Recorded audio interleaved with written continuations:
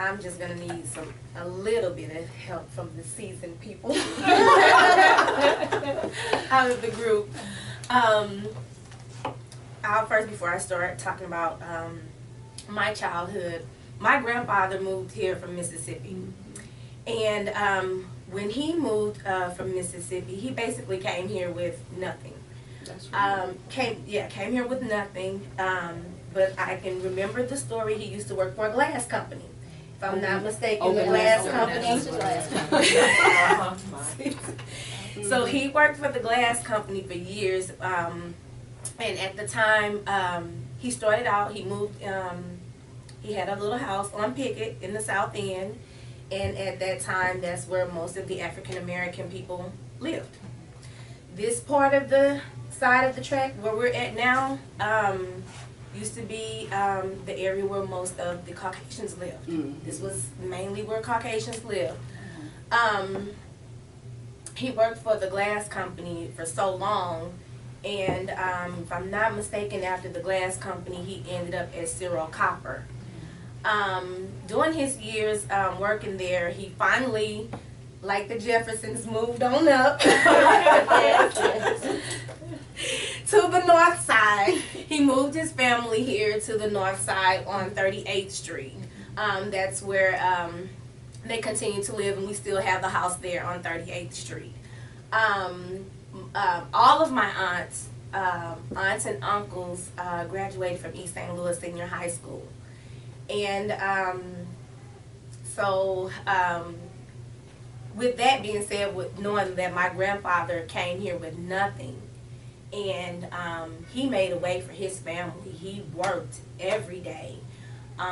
There was no I'm calling in sick, none of that. He was a hard worker, and he provided for 9 children.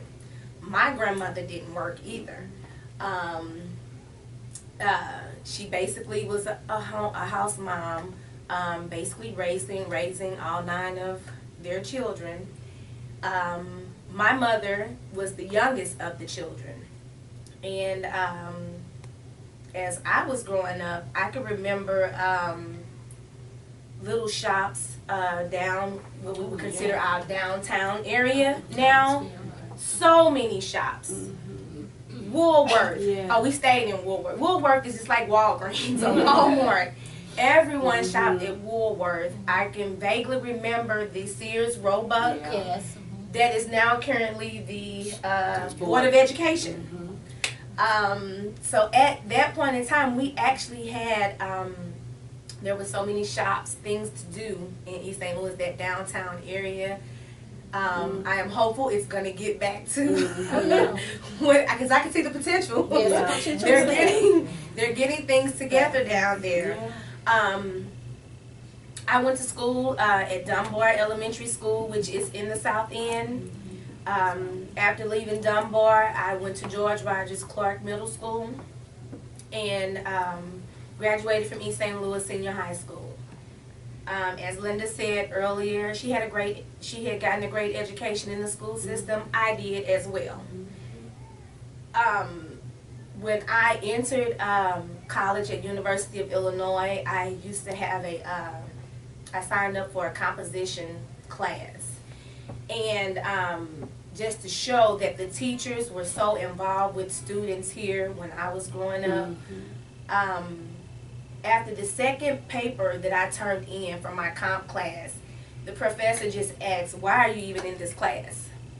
You know, well, it was something that I thought that I was told that I had to take.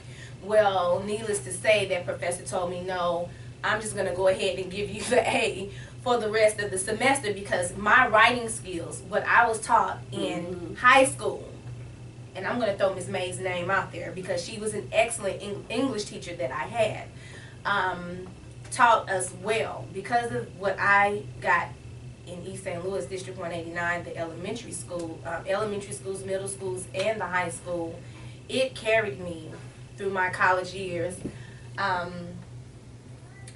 I think one of the main reasons I ended up back here in East St. Louis, I can remember one of my social work classes that I had, and I believe it was social work 101.